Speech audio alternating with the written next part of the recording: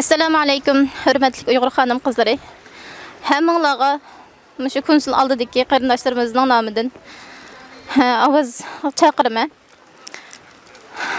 Biz Uyğur qızları Nozigüm, İhbarxan, Tomarislarının avlatları biz.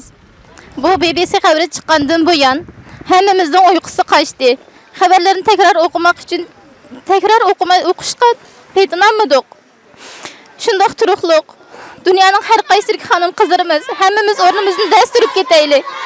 Sahabeler devrinde bir Müslüman ayalının abayisinin peşiği dəstəb yıqılıb məzxir qağanlıq üçün şu şəhərə uruş asqan şu Müslümanların avladı biz.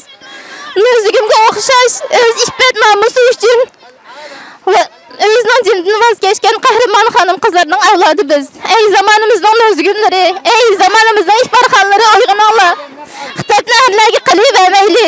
Özümüz ornumuzun dəsturaylı. Bu namus avlatlarımızı qalmışsın. Nözgüm bir şəhərini pətih qılmadı. Bir şəhərini almadı. Fakat özünün yalnız iffet namusu üçün canın alqırığı ip qoyup durup kərəş qığanlığı üçün tarixlərdən bu yan namı ölmək işimizde tekrarlanıp duruvatıdı. Ey hanım kızlar, ornamadın desturunlar. Tekrar çakırıqırma ornaların desturunlar. Bu Şarkı Türkistan'daki kamplardaki şu ağaç adılarımızdan namuslu yalnız benim ve sizden emes. Bütün Müslümanların ve hususen Uygur kızlarının namusudur. Bütün insaniyetin namusudur bu devirde.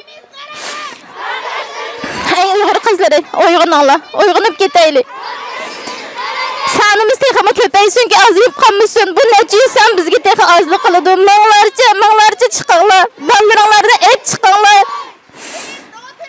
Xitayla aldı da özümüzü çok isbatlaşımız gerek. Ben tıklamaya kaldım. Rahmet.